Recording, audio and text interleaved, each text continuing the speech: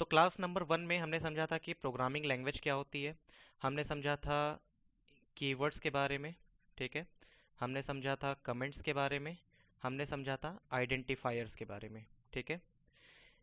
कुछ बेसिक चीज़ों के बारे में हमने समझ लिया था। अब आज हम लोग पढ़ेंगे वेरिएबल्स के बारे में, ठीक है। वेरिएबल्स क्या होता है, ठीक है।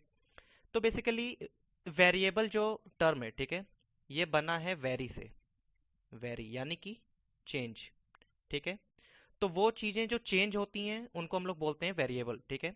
जो एक बहुत ही जनरल डेफिनेशन है वेरिएबल की, वो है एंटिटी दैट चेंजेस, ठीक है। तो वो एंटिटी जो चेंज होती है उसको हम लोग बोलते हैं वेरिएबल। अब वो एंटिटी कुछ भी हो सकती है, ठीक है। अब प्रोग्रामिंग के पर्सपेक्टिव से ऐसी कौन सी एंटिटी होती है जो चेंज होती है, ठीक है। तो प्रोग्रामिंग में जो मेमोरी के सेल्स होते हैं, ठीक है, लेट अस से हमारे पास कोई एक मेमोरी है, ठीक है। लेट अस से मेरे पास यहाँ पे रैम है, ठीक है। अब रैम में क्या होता है, रैम में बहुत सारे कंटेनर्स होते हैं, ठीक है, जो डेटा को स्टोर करते हैं, ठीक है। अब इन कंटेनर को अगर हम कोई नाम दे देते हैं, ठीक है, लेट अस से मैंने इस कंटेनर को नाम दे दिया एक्स, ठीक है। अब एक्स में लेट अस से पहले एक डेटा प्रेजेंट था 10, ठीक है। फिर बाद में मैंने बोला कि नहीं यार, एक्स में 10 नहीं प्रेजेंट होना चाहिए, एक्स में प्रेजेंट होना चाहिए 20, ठीक है। तो यहाँ पे क्या हो रहा है, यहाँ पे वैल्यू चेंज हो रही है, ठीक है। पहले एक्स की वैल्यू क्या थी, पहले एक्स की वैल्यू थी 10। अब फिर बाद में एक्स की वैल्यू क्या हो गई, एक्स की वैल्यू हो गई 20, ठीक है। तो यहाँ पे क्या हो रहा है, यहाँ पे वैल्यू चेंज हो रही है, ठीक है। तो हम लोग क्या बोल सकते हैं, हम लोग ये बोल सकते हैं कि ये जो एक्स है, एक्स क्या है, एक्स एक वेरिएबल है, ठीक है। यानी कि जो स्पेसिफिक डेफिनेशन होती है, ठीक है। अगर आप लोगों को एग्जाम्स में लिखना होगा डेफिनेशन, तो आप लोग लिखेंगे नेम्ड मेमोरी लोकेशन, ठीक है। Named memory location is known as variable, ठीक है। तो जब भी हम लोग मेमोरी लोकेशन को, ठीक है, जब भी हम लोग मेमोरी लोकेशन को कोई नाम दे देते हैं, ठीक है, जैसे मैंने यहाँ पे इस मेमोरी लोकेशन को नाम दे दिया एक्स, ठीक है। तो जब भी हम लोग मेमोरी लोकेशन को एक नाम दे देते हैं तो वो हो जाता है वेरिएबल, ठीक है। तो एक्स क्या है, एक्स एक वेरिएबल है, ठीक है। अब a variable is a location in memory used to store some data और value, ठीक है। तो वेरिएबल क्या होता है, वेरिएबल एक मेमोरी की लोकेशन होती है जो कि किसी डेटा या फिर किसी वैल्यू को स्टोर करने के काम आता है, ठीक है। अब वेरिएबल को लिखते कैसे हैं, ठीक है, ये जो हम लोग कंटेनर का नाम है ये डिसाइड कैसे करते हैं, ठीक है। तो हमको पता है आइडेंटिफायर के बारे में, ठीक है, हमने आइडेंटिफायर ऑलरेडी लास्ट क्लास में पढ़ा हुआ है, ठीक है। तो आइडेंटिफायर क्या होता है, किसी भी चीज के नाम को आइडेंटिफायर बोलते हैं। अब यहाँ पे अगर हम लोग इस कंटेनर को बोल रहे हैं कि इसका नाम एक्स है, यानी कि एक्स क्या है, एक्स एक आइडेंटिफायर है, ठीक है। एक्स एक वेरिएबल है और एक्स एक नाम है, ठीक है। एक्स वेरिएबल का नाम है तो एक्स एक आइडेंटिफायर भी है, ठीक है। तो एक्स को, वेरिएबल को लिखने के लिए, ठीक है, वेरिएबल को लिखने के लिए वो सारे रूल्स फॉलो होंगे जो हम लोग आइडेंटिफायर्स के लिए लास्ट क्लास में पढ़े थे, ठीक है। तो वो सारे रूल्स यहाँ भी फॉलो होंगे, ठीक है। तो ये है वेरिएबल्स के बारे में।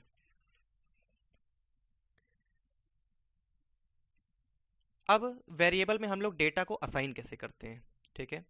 वेरिएबल में डेटा को असाइन करने के लिए सिंपली हमें यहाँ पे लिखना होगा, लेट अस से मेरे पास यहाँ पे एक वेरिएबल है, ठीक है। लेट अस से मेरे पास एक कंटेनर है जिसका नाम है x, ठीक है। तो सिंपली हमें लिखना होगा पाइथन में x इज इक्वल टू 100, ठीक है, जैसे यहाँ पे लिखा हुआ है x इज इक्वल टू 100, ठीक है। तो x में क्या स्टोर हो जाएगा, x में स्टोर हो जाएगा 100, ठीक है। लेट अस से मेरे पास एक कंटेनर और है, ठीक है, लाइन नंबर 2। लेट अस से मेरे पास एक कंटेनर और है जिसका नाम है y, ठीक है। अब मैं बोल रहा हूँ y में 50.5 प्रेजेंट होना चाहिए, तो सिंपली मैं लिखूंगा y इज इक्वल टू 50.5, ठीक है।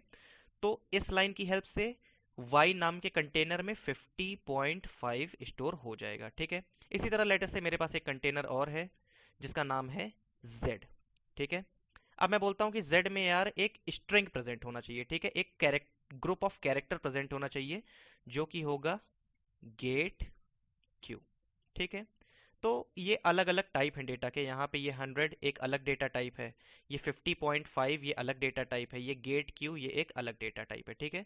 तो इस तरह से हम लोग कंटेनर को बनाते हैं और कंटेनर में वैल्यूज को असाइन करते हैं, ठीक है। अगर आप लोगों को सी प्रोग्रामिंग पता है तो सी प्रोग्रामिंग में हम लोगों को वहाँ पे डेटा टाइप लिखना होता है, फिर वेरिएबल का नाम नाम लिखना होता है, ठीक है।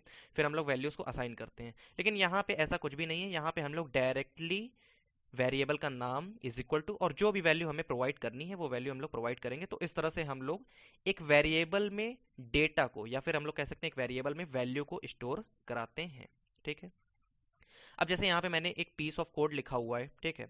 अब इसको रन कराने के लिए सिंपली मैं यहाँ पे इस बटन पे क्लिक कर दूंगा, ठीक है। इस पे मैंने क्लिक किया और यहाँ पे ये सेल, ठीक है, ये सेल रन हो गया। ठीक है, अब लेट अस से मुझे यही काम एक लाइन में करना है। ठीक है, यहाँ पे मैंने क्या किया, यहाँ पे मैंने पहली लाइन में x में वैल्यू पुट की, सेकेंड लाइन में y में वैल्यू पुट की, थर्ड लाइन में z में वैल्यू पुट की। ठीक है, अब अगर मुझे इन तीन लाइन को कॉम्बाइन करना है, ठीक है, तो मैं कैसे लिखूंगा, मैं इसको इस तरह से लिख सकता हूँ। ठीक है, पहले मैं सारे वेरिएबल्स के नाम लिख दूंगा, x comma y comma z, फिर इज इक्वल टू, उसके बाद एक लाइन से मैं वो सारी वैल्यूज लिख दूंगा जो भी मुझे चाहिए। ठीक है, अब यहाँ पे 100 है। ठीक है, सबसे पहले यहाँ पे 100 है तो 100 असाइन हो जाएगा किसमें, x में। फिर 50.5 ये असाइन हो जाएगा किसमें, y में। फिर गेट q, ये वैल्यू, ठीक है, ये वैल्यू असाइन हो जाएगी किसमें, ये वैल्यू असाइन हो जाएगी z में। ठीक है, तो इस तरह से हम लोग मल्टीपल असाइनमेंट्स को एक लाइन में लिख सकते हैं। ठीक है, अब लेट अस से मैं चाहता हूं कि मेरे पास तीन वेरिएबल हों, x, y और z। ठीक है, अब अगर मैं चाहता हूं कि इन तीनों वेरिएबल में एक ही वैल्यू प्रेजेंट हो, ठीक है, तो सबसे पहले मैं क्या लिख सकता हूं, इसको मैं इस तरह से भी लिख सकता हूं। ठीक है, x is equal to 5, y is equal to 5, z is equal to 5। ठीक है, अगर मुझे तीनों वेरिएबल में सेम वैल्यू 5 को पुट करना है तो मैं इसको ऐसे लिख सकता हूं। ठीक है, अब अगर यहाँ पे मुझे बार बार एक ही चीज लिखनी पड़ रही है, ठीक है, x is equal to 5, y is equal to 5, z is equal to 5। ठीक है, तो इन तीनों को भी मैं कंबाइन करके ऐसे लिख सकता हूँ, x is equal to y is equal to z is equal to 5। ठीक है, तो जैसा कि यहाँ पे लिखा हुआ है, x is equal to y is equal to z is equal to gate q। ठीक है, यानी कि यहाँ पे, ठीक है, इस लाइन की हेल्प से मैं तीन कंटेनर बना रहा हूँ, x, y और z। ठीक है, तीन कंटेनर बन जाएंगे और तीनों में सेम वैल्यू प्रेजेंट हो जाएगी, गेट q। ठीक है, गेट q तीनों में असाइन हो जाएगा। ठीक है, यहाँ भी गेट q आ जाएगा, यहाँ भी गेट q आ जाएगा और यहाँ भी गेट q आ जाएगा। ठीक है, तो यहाँ पे देखो मैंने एक कमेंट भी ऐड किया हुआ है, assign same value to multiple variables at once. ठीक है, तो ये हो गया वेरिएबल के असाइनमेंट के बारे में। अब लेट अस से हमने कोई एक वेरिएबल बनाया, ठीक है, लेट अस से मेरे पास यहाँ पे रैम है। ठीक है, लेट अस से मेरे पास यहाँ पे एक कंटेनर है, इस कंटेनर का नाम क्या है, इस कंटेनर का नाम है x। ठीक है, अब हर एक कंटेनर का, ठीक है, जो भी कंटेनर मेमोरी में होते हैं यानी कि रैम में जो भी कंटेनर्स होते हैं, हर कंटेनर का कुछ ना कुछ एड्रेस होता है। ठीक है, जैसे हमारा जो घर होता है, हमारे घर का भी कुछ ना कुछ एड्रेस होता है। ठीक है, हम लोग अपने घर को एक कंटेनर की तरह समझ सकते हैं, ठीक है, जहां पे लोग रहते हैं। ठीक है, इसी तरह ये भी एक कंटेनर है, इस कंटेनर का भी कुछ ना कुछ एड्रेस होता है मेमोरी में। ठीक है, अब लेट्स से मैंने कोई एक वेरिएबल बना लिया, ठीक है, लेट्स से मैंने कोई एक वेरिएबल बना लिया x। अब अगर मुझे इस वेरिएबल का एड्रेस चाहिए, ठीक है, मुझे पता करना है कि इस वेरिएबल का एड्रेस क्या है, तो उसके लिए मैं क्या करूंगा, उसके लिए मैं सिंपली लिख दूंगा id और फिर ब्रैकेट में वेरिएबल का नाम। ठीक है, जैसा कि यहाँ पे लिखा हुआ है। ठीक है, यहाँ पे इस लाइन की हेल्प से सबसे पहले एक वेरिएबल बन रहा है x, यानी कि एक कंटेनर, और उसमें वैल्यू कौन सी आ रही है, वैल्यू आ रही है 2। ठीक है, अब अगर मैं यहाँ पे प्रिंट करता हूँ, क्या प्रिंट करता हूँ, id ऑफ x। ठीक है, id ऑफ x अगर मैं प्रिंट करता हूँ तो देखो यहाँ पे मुझे इस वेरिएबल का एड्रेस मिल जाएगा। ठीक है, जो भी इस वेरिएबल का एड्रेस है मेमोरी में वो मुझे यहाँ पे मिल जाएगा। ठीक है, इसको एक बार रन करा लेते हैं, यहाँ पे मैं इस बटन को क्लिक करूंगा और ये यहाँ पे देखो रन हो गया। ठीक है, तो इस तरह से हम लोग किसी भी वेरिएबल के लिए एड्रेस को फाइंड कर सकते हैं। ठीक है, अब लेट अस से मैंने यहाँ पे एक वेरिएबल और बनाया। ठीक है, लेट अस से मैंने यहाँ पे एक वेरिएबल मैंने यहाँ पे बनाया था x, यहाँ पे मैंने एक वेरिएबल बनाया था x, अब मैंने एक वेरिएबल और बना दिया y। ठीक है, एक वेरिएबल और बना दिया y। अब अगर मैं y के एड्रेस को प्रिंट करता हूँ, ठीक है, हमें पता है एड्रेस कैसे प्रिंट करते हैं, हम लोग हमेशा id और फिर ब्रैकेट में वेरिएबल का जो भी नाम होगा उसको लिख देंगे। ठीक है, तो यहाँ पे अगर मैं लिखता हूँ id ऑफ y, तो एक ऑब्जर्व करने वाली बात यह है कि यहाँ पे ये एड्रेस और ये एड्रेस दोनों सेम है। ठीक है, ये दोनों एड्रेस सेम है, क्योंकि जो हमारा पाइथन होता है, पाइथन सेम वैल्यूज के लिए एक ही कंटेनर यूज करता है। ठीक है, अब लेट अस से अगर मैं 2 को यूज कर रहा हूँ, ठीक है, अगर मैं 2 को यूज कर रहा हूँ, ठीक है, अब यहाँ पे 2 के लिए, इस कंटेनर के लिए यहाँ पे नाम दे दिया x। ठीक है, अब फिर से मैं दूसरे वेरिएबल में सेम वैल्यू को असाइन कर रहा हूँ, ठीक है। अगर मैं दूसरे वेरिएबल में सेम वैल्यू को असाइन कर रहा हूँ तो वो जो वेरिएबल है, ठीक है, जो वेरिएबल है वो उसी कंटेनर को यूज करता है, ठीक है। इसीलिए x का एड्रेस और y का एड्रेस, ठीक है, x का एड्रेस और y का एड्रेस दोनों सेम एड्रेस को पॉइंट कर रहे हैं, यानी कि दोनों सेम कंटेनर को पॉइंट कर रहे हैं, ठीक है। हम लोग कह सकते हैं कि इसी कंटेनर का नाम x भी है और इसी कंटेनर का नाम y भी है, ठीक है। ऐसा नहीं है कि x के लिए कोई अलग कंटेनर बना और y के लिए कोई अलग कंटेनर बना, ठीक है, क्योंकि वैल्यू दोनों में सेम प्रेजेंट है, इसीलिए इसी कंटेनर का नाम x भी है और इसी कंटेनर का नाम y भी है, ठीक है। यहां तक किसी को कोई भी अगर डाउट है तो मुझसे चैट सेक्शन में पूछ सकते हो। किसी को कोई भी डाउट है तो चैट सेक्शन में पूछ सकते हो। Any doubt? All right, I hope it's clear. Okay, ठीक है। इसको भी एक बार रन करा लेते हैं, ठीक है, इस सेल को। यहाँ पे मैंने इसको रन कराया तो देखो ये दोनों एड्रेस सेम है, ठीक है। अब लेटेस्ट से अगर मैं वैल्यू को थोड़ा सा चेंज कर देता हूँ, ठीक है, अगर मैं वैल्यू को चेंज कर देता हूँ। पहले y में क्या प्रेजेंट था? पहले y में प्रेजेंट था 2, ठीक है। पहले क्या था? एक कंटेनर था जिसमें प्रेजेंट था 2, इसी कंटेनर का नाम था x और इसी कंटेनर का नाम था y, ठीक है। अब लेटेस्ट से मैंने यहाँ पे क्या किया? मैंने यहाँ पे y की वैल्यू को चेंज कर दी, ठीक है। मैंने बोला यार y में 2 नहीं प्रेजेंट होगा, y में 3 प्रेजेंट होगा, ठीक है। तो क्या होगा? एक नया कंटेनर बन जाएगा जहां पे आ जाएगा 3, ठीक है। अब इस कंटेनर का नाम क्या हो जाएगा? इस नए वाले कंटेनर का नाम हो जाएगा y, ठीक है। और y अब ये नहीं होगा, ठीक है। इस कंटेनर का नाम पहले x और y दोनों था, अब इस कंटेनर का नाम सिर्फ x है, ठीक है, क्योंकि अब y इस कंटेनर का नाम हो गया, ठीक है। अब अगर देखो यहाँ पे मैं एड्रेस को प्रिंट करता हूँ, ठीक है, y के एड्रेस को अगर मैं प्रिंट करता हूँ तो यहाँ पे देखो एक नया एड्रेस बन जा रहा है, ठीक है। ऊपर के दोनों एड्रेस सेम है क्योंकि वैल्यू सेम है, ठीक है। अब अगर यहाँ पे मैंने वैल्यू को चेंज कर दिया तो देखो यहाँ पे एड्रेस भी चेंज हो गया, ठीक है। तो वैल्यूज के अकॉर्डिंग यहाँ पे कंटेनर बनते हैं और उसी के अकॉर्डिंग यहाँ पे एड्रेस डिसाइड होते हैं, ठीक है। अब हमने समझ लिया वेरिएबल्स के बारे में, वेरिएबल्स क्या होता है, ठीक है। और वेरिएबल्स में हम लोग असाइनमेंट कैसे करते हैं, डेटा को, वैल्यू को असाइन कैसे करते हैं, और यहाँ पे वेरिएबल के एड्रेस को हम लोग कैसे फाइंड आउट करते हैं, ठीक है। अब नेक्स्ट जो टॉपिक है हमारा वो है डेटा टाइप, ठीक है। अब जैसे मैंने ऊपर बताया था, ठीक है, जब मैं ऊपर वेरिएबल में वैल्यूज को असाइन कर रहा था, ओके,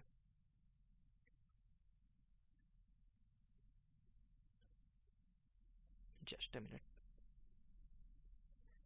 हाँ, देखो, जब मैं यहाँ पे वेरिएबल्स में वैल्यूज को असाइन कर रहा था तो मैंने बोला था ये दूसरे टाइप, ये एक डेटा टाइप है, ठीक है, ये दूसरे तरह का डेटा टाइप है, ये एक दूसरे तरह का डेटा टाइप है, ठीक है।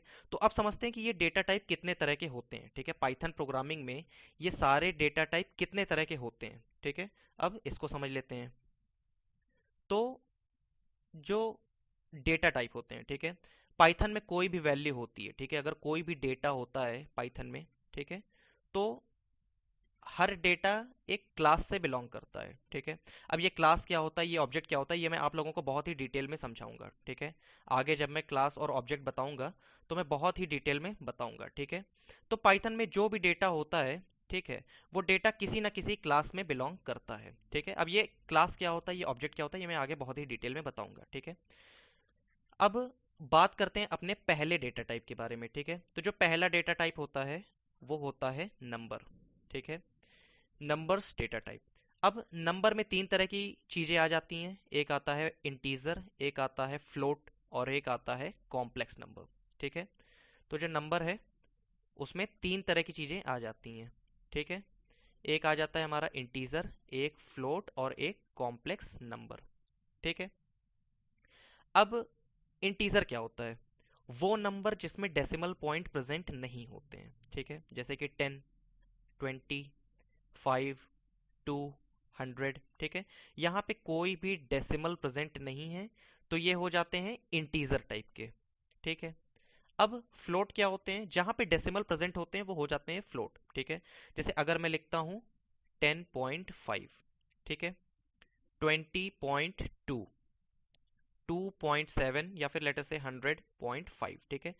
तो यहाँ पे डेसिमल प्रेजेंट हैं, ठीक है, यहाँ पे डेसिमल प्रेजेंट हैं तो ये हो जाते हैं फ्लोट टाइप के, ठीक है।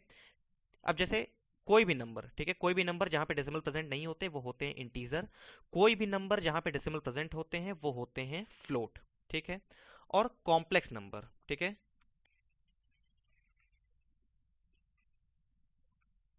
कॉम्प्लेक्स नंबर हम लोग यार मैथमेटिक्स में पढ़े हैं कॉम्प्लेक्स नंबर, ठीक है, हम लोग 11th क्लास में, 12th क्लास में कॉम्प्लेक्स नंबर पढ़ चुके हैं, ठीक है। तो एक होता है रियल नंबर और एक होता है इमेजिनरी नंबर, ठीक है। तो अगर हम लोग लिखते हैं x is equal to 10 + 20j, ठीक है, तो ये हो जाता है कॉम्प्लेक्स नंबर, ठीक है, ये हो जाता है कॉम्प्लेक्स नंबर। अब यहाँ पे एक चीज समझने वाली बात और है, यहाँ पे दो फंक्शंस होते हैं जो यूज किए जाते हैं, ठीक है, डेटा टाइप्स के साथ दो फंक्शंस होते हैं जो यूज किए जाते हैं। एक होता है टाइप फंक्शन, ठीक है, एक होता है टाइप फंक्शन और एक होता है इज इंस्टेंस फंक्शन, ठीक है। अब जिन लोगों को फंक्शन के बारे में नहीं पता है कि फंक्शन क्या होता है, उनको मैं बता देता हूँ कि फंक्शन एक सेट ऑफ कोड होता है, ठीक है, सेट ऑफ इंस्ट्रक्शंस होता है जो एक स्पेसिफिक टास्क परफॉर्म करता है, ठीक है। फंक्शन एक पीस ऑफ कोड होता है जो एक स्पेसिफिक टास्क परफॉर्म करके देता है, ठीक है। अब फंक्शन का कुछ एक नाम होता है, ठीक है, जैसे यहाँ पे फंक्शन का नाम है टाइप, ठीक है, यहाँ पे फंक्शन का नाम है इज इंस्टेंस, ठीक है। यानी कि मैंने बोला कि फंक्शन का एक स्पेसिफिक टास्क होता है, एक स्पेसिफिक पर्पस होता है, ठीक है। यानी कि जब भी मैं टाइप नाम के फंक्शन को यूज करूंगा तो इसका कुछ एक स्पेसिफिक काम होगा, ठीक है। अगर मैं इस इंस्टेंस नाम के फंक्शन को यूज करूंगा तो इसका भी कुछ एक अलग स्पेसिफिक काम होगा, ठीक है। अब इसके काम को समझ लेते हैं फटाफट, ठीक है।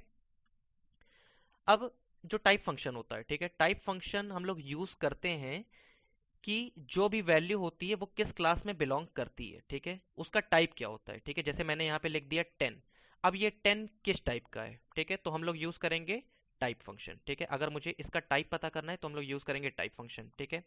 जैसे यहाँ पे क्या है, यहाँ पे एक वेरिएबल है x, ठीक है, और उस वेरिएबल में वैल्यू प्रेजेंट है 5, ठीक है।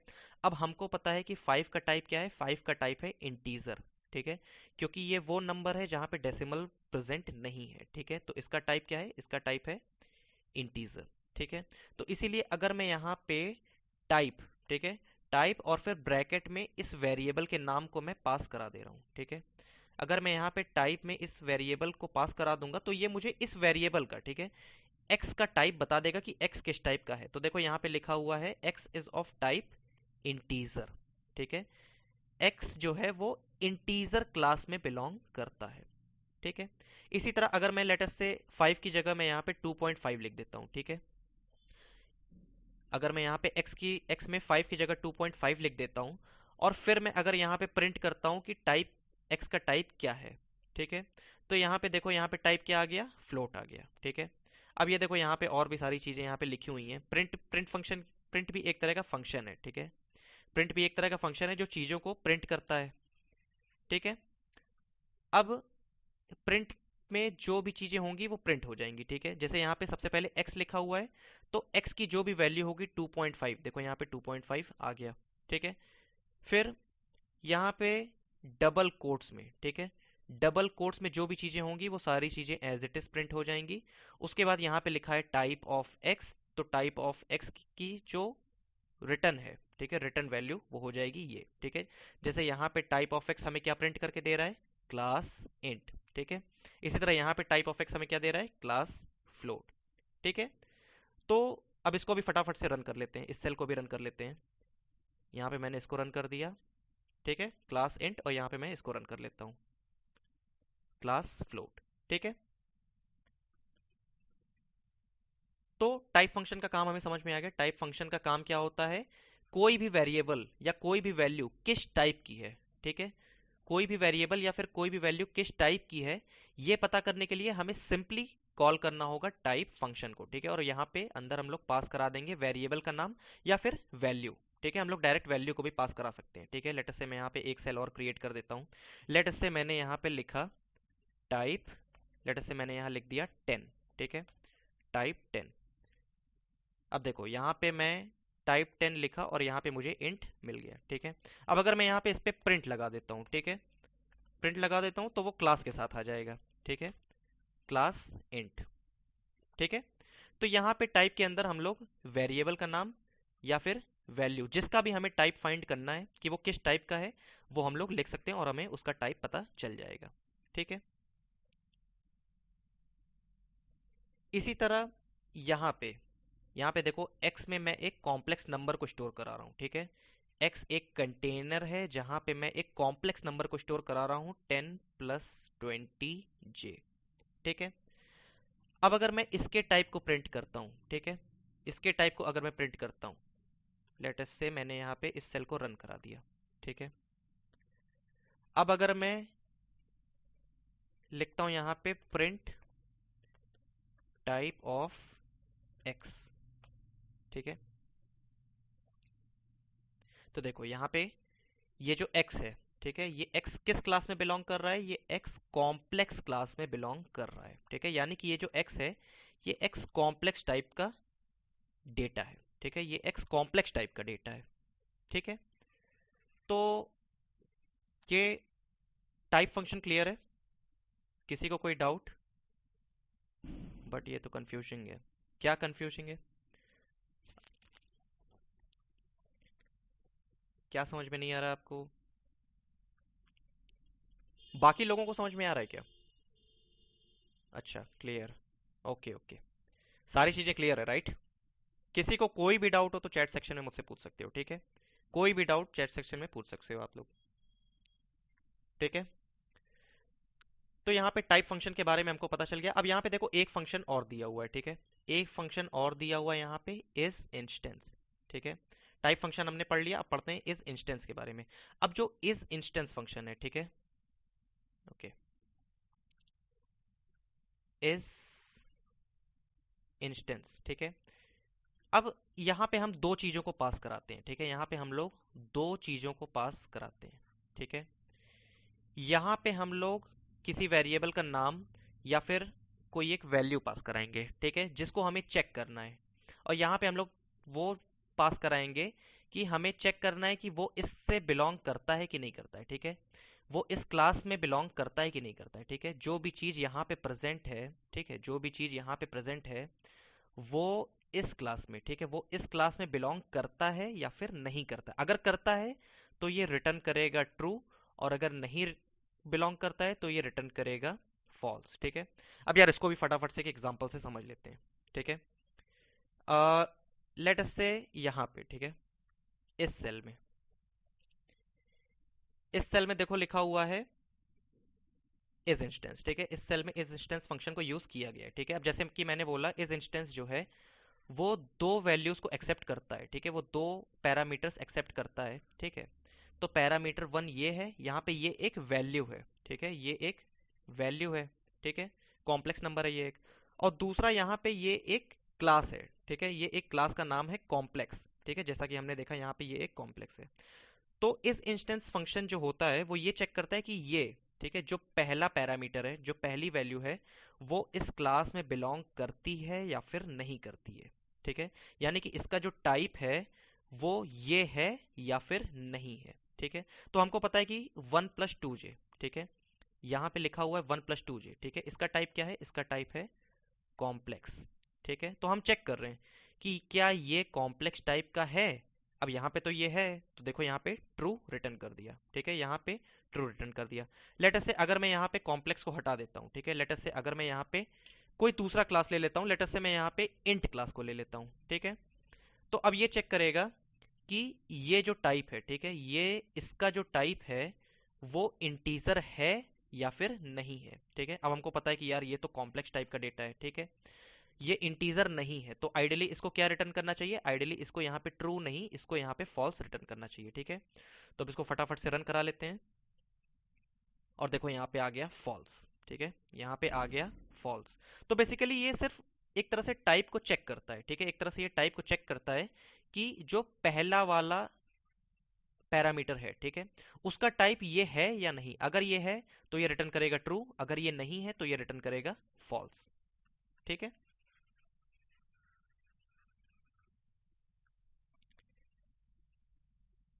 तो देखो यहाँ पे नीचे और भी एग्जांपल मैंने लिए हुए हैं। ठीक है।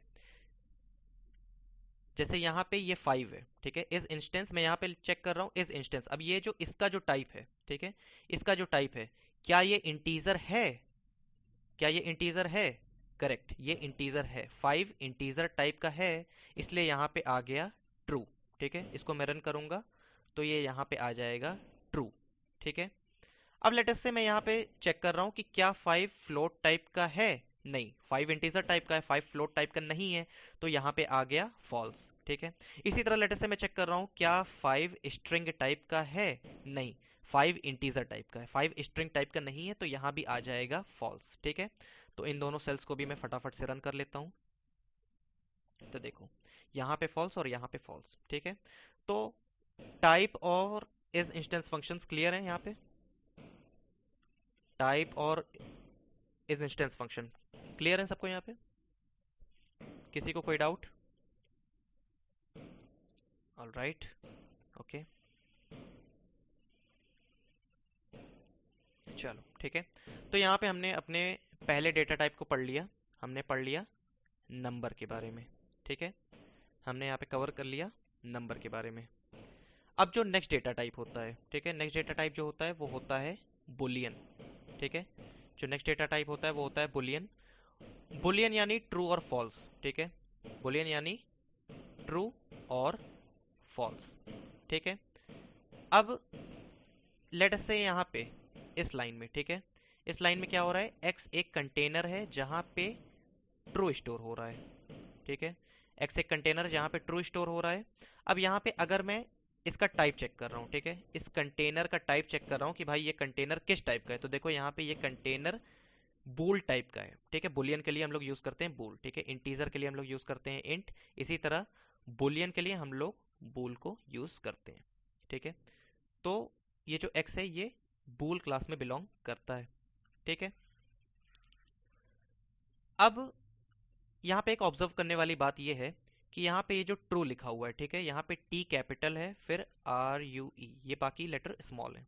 ठीक है, अब अगर मैं इसको लिखता हूँ टी आर यू ई, ठीक है, सारे लेटर्स को अगर मैं स्मॉल में लिख देता हूँ तो यहाँ पे ये मुझे एक एरर दे देगा। ठीक है, जैसा कि यहाँ पे इस सेल में लिखा हुआ है, ये मुझे एक एरर दे देगा। ठीक है, क्योंकि ये जो ट्रू है, ठीक है, ये ट्रू है, ये क्या है, ये एक कीवर्ड है। ठीक है, ये एक कीवर्ड है और हमें पता है कि कीवर्ड क्या होते हैं, कीवर्ड होते हैं केस सेंसिटिव। ठीक है, कीवर्ड होते हैं केस सेंसिटिव, यानी कि जैसे लिखा गया है, ठीक है, उसको वैसे ही लिखना पड़ेगा, हम लोग उसके केस को, ठीक है, यानी कि हम लोग अपर केस को लोअर केस या फिर लोअर केस को अपर केस नहीं लिख सकते। ठीक है, इसीलिए यहाँ पे देखो, यहाँ पे ये एक एरर दे रहा है हमें। ठीक है, हमें ट्रू को ऐसे ही लिखना पड़ेगा।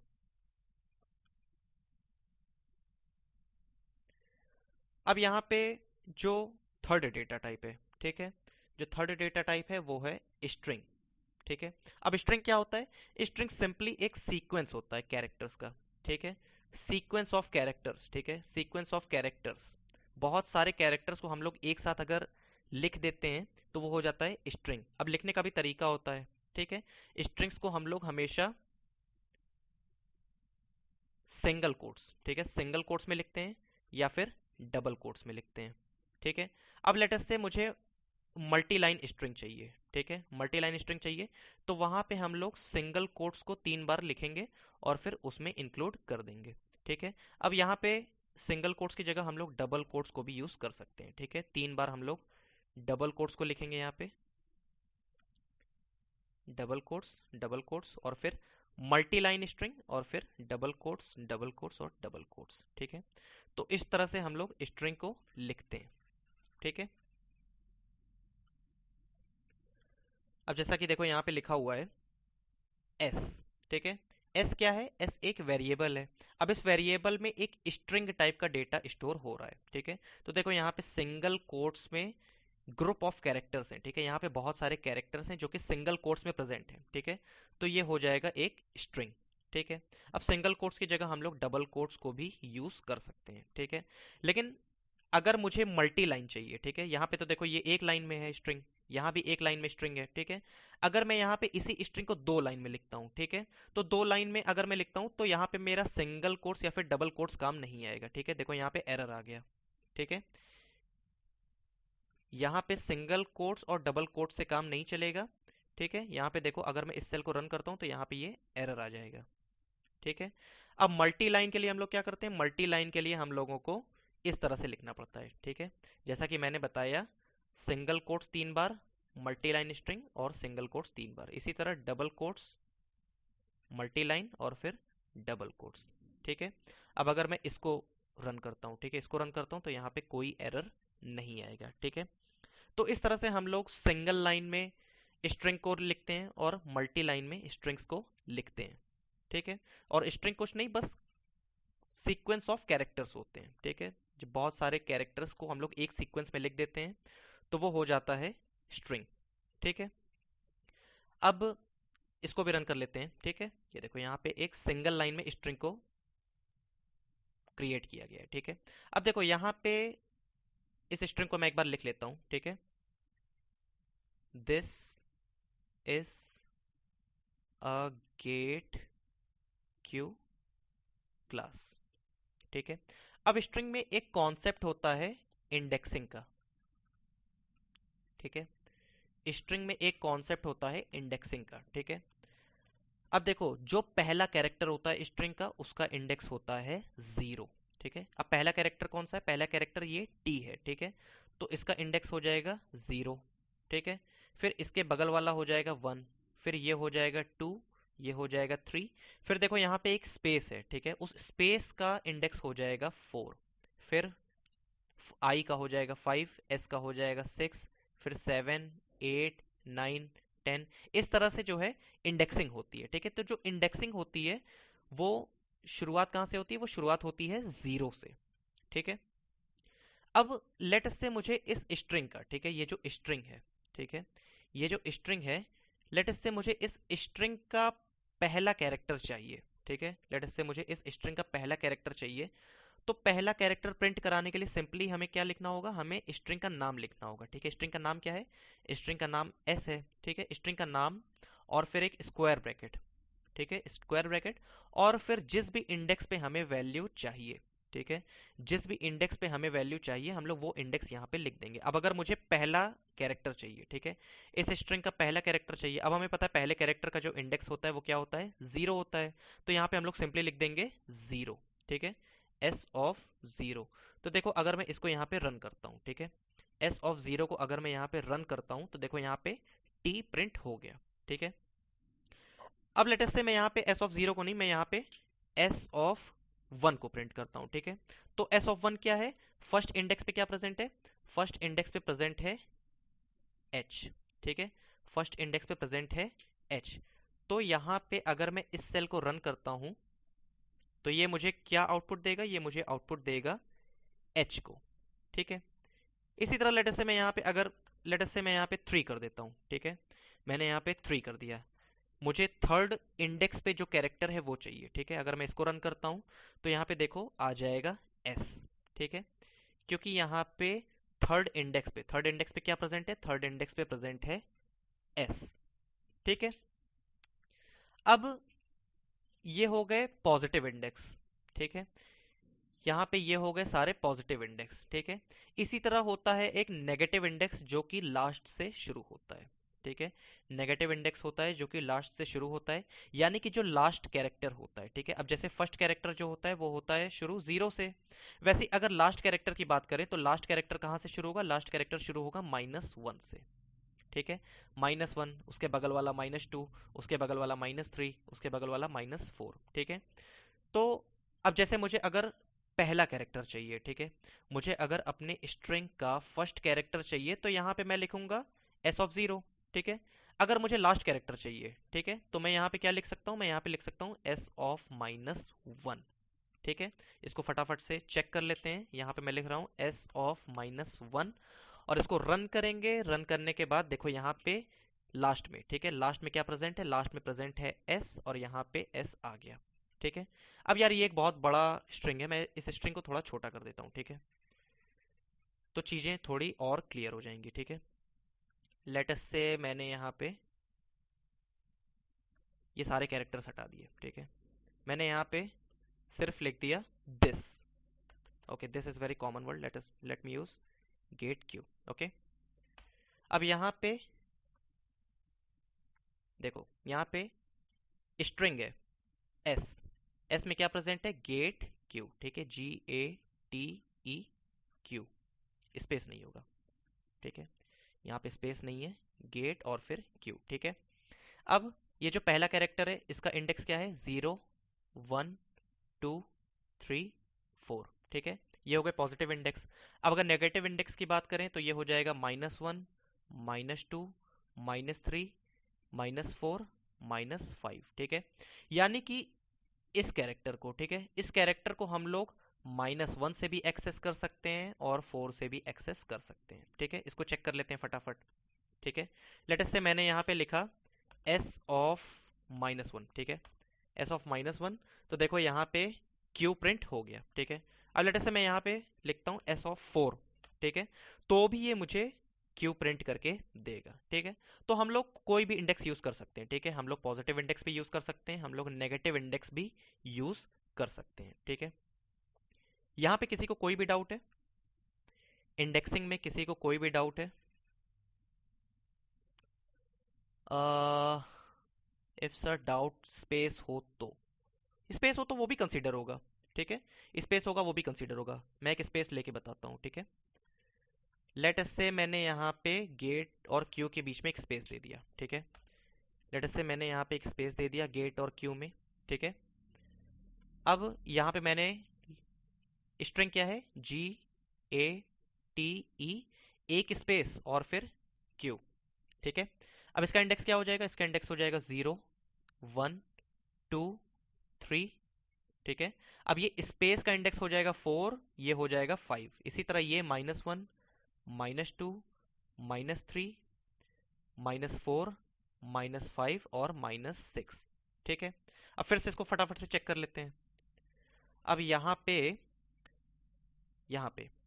लेट अस से मैंने यहाँ पे यूज किया s ऑफ 5, ठीक है, s ऑफ 5 मैंने यूज किया तो देखो यहाँ पे आ गया q। s ऑफ -1 अगर मैं करूंगा तो भी आ जाएगा यहाँ पे q, ठीक है। लेट अस से मैं यहाँ पे 4 यूज करता हूँ, ठीक है, लेट अस से मैं यहाँ पे यूज करता हूँ 4, ठीक है। मुझे चाहिए कि फोर्थ इंडेक्स पे कौन सा कैरेक्टर प्रेजेंट है, देखो यहाँ पे एक स्पेस आ गया, ठीक है, यहाँ पे एक स्पेस आ गया। अब 4 की जगह पे मैं -2 भी यूज कर सकता हूँ, मैंने यहाँ पे यूज किया -2 और देखो यहाँ पे फिर से एक स्पेस आ गया, ठीक है।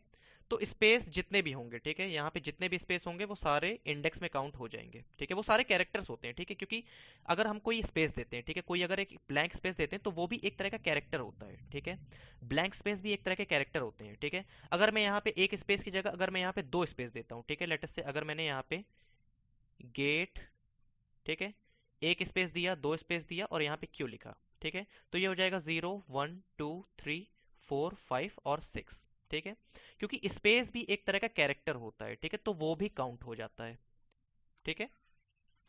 तो आई होप यहाँ पे चीजें क्लियर हो गई होंगी।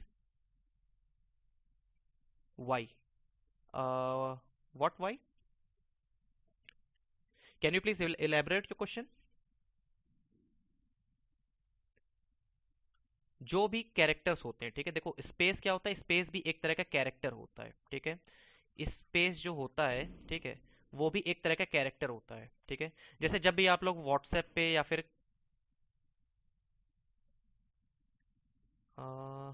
Okay okay, all right, okay, all right, ठीक है,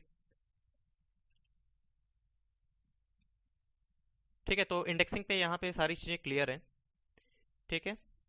अब यहाँ पे एक कॉन्सेप्ट है स्लाइसिंग का, ठीक है, एक कॉन्सेप्ट है स्लाइसिंग का। अब अगर लेट अस से मैं यहाँ पे एक स्ट्रिंग क्रिएट करता हूँ, ठीक है, let me create a string. यहाँ पे मैंने एक स्ट्रिंग क्रिएट कर दिया गेट क्यू, ठीक है।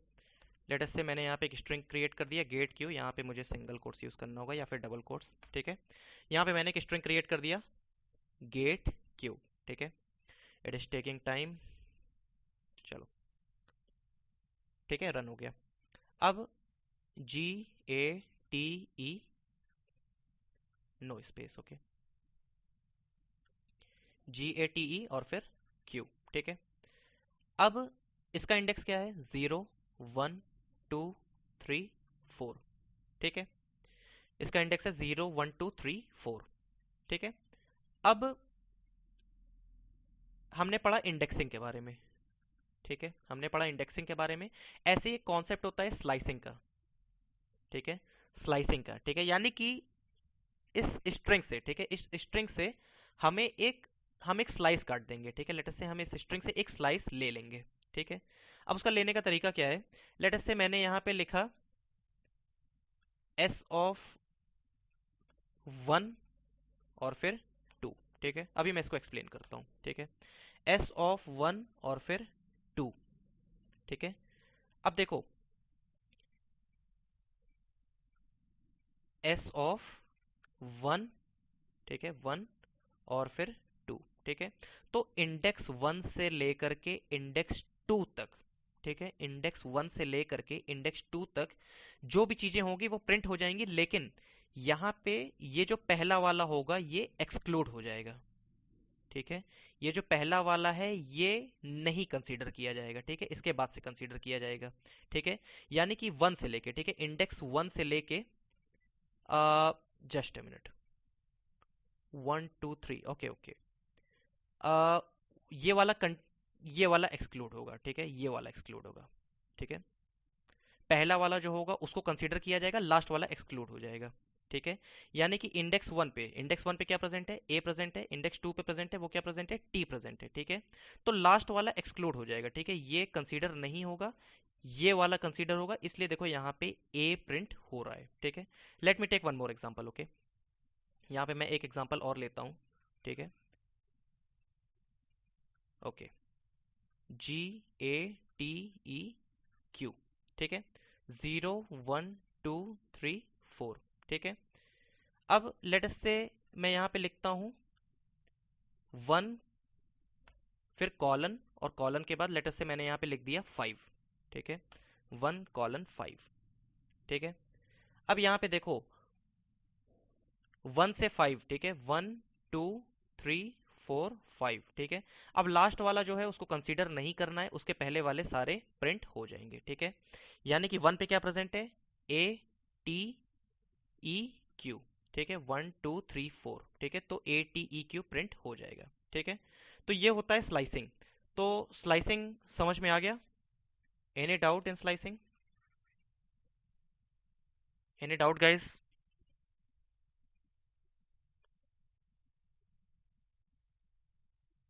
ऑल राइट, ठीक है, एक एग्जांपल और लेते हैं, ठीक है। लेट अस से मैंने यहाँ पे एक थोड़ा बड़ा स्ट्रिंग ले लेता हूँ, ठीक है, this is a gate Q class, ठीक है। अब यहाँ पे मैंने यहाँ पे लिख दिया 0 से, ठीक है, 0 से -1, ठीक है, 0 से -1। अब देखो क्या प्रिंट हो रहा है, ठीक है, देखो मैंने बताया कि लास्ट वाला जो होता है, ठीक है, लास्ट वाला जो इंडेक्स होता है वो एक्सक्लूड हो जाता है, ठीक है, लास्ट वाला जो इंडेक्स होता है वो एक्सक्लूड हो जाता है, ठीक है। यानी कि इसको छोड़ के बाकी सारी चीजें प्रिंट हो जाएंगी, ठीक है, यहां से ले करके और यहां तक सारी चीजें प्रिंट हो जाएंगी, लेकिन यहाँ ये वाला प्रिंट नहीं होगा, ठीक है। अब देखो -1 कौन सा है, ये वाला -1 है, ये वाला -1 है, ठीक है, और 0 ये वाला 0 है, ठीक है।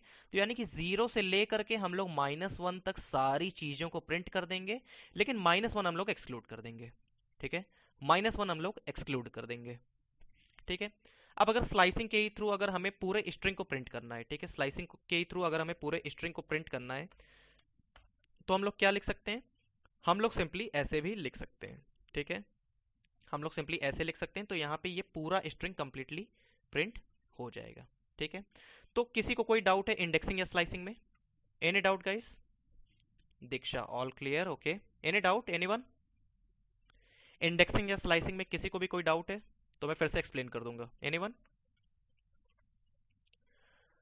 All right, I hope it's clear, okay, चलो ठीक है। तो ये हो गया स्ट्रिंग के बारे में, ठीक है, नंबर्स, बुलियंस और स्ट्रिंग, ठीक है। अब यहाँ पे लिस्ट से, ठीक है, लिस्ट से मैं आप लोगों को नेक्स्ट क्लास में पढ़ाऊंगा, आप लोग इन सारी चीज़ों को अच्छे से एक बार रिवाइज कर लेना, ठीक है, इन सारी चीज़ों को एक बार अच्छे से रिवाइज कर लेना और नोट्स आप लोग बना लेना, ठीक है, आप लोग अपने नोट्स बना लेना और यहाँ से हम लोग नेक्स्ट क्लास में पढ़ेंगे, ठीक है। किसी को कोई भी डाउट हो तो आप लोग पूछ सकते हो मुझसे। किसी को कोई भी डाउट है? देखो, जितना आप लोग रिवाइज करोगे, ठीक है, जितना भी आप लोग रिवाइज करोगे, उतना ही आप लोगों की चीज़ें अच्छी होती जाएंगी। ठीक है, जितना आप लोग रिवाइज करोगे उतनी ही आप लोगों को चीज़ें क्लियर होती जाएंगी। ठीक है, तो रिवाइज आप लोग बहुत करो। ठीक है।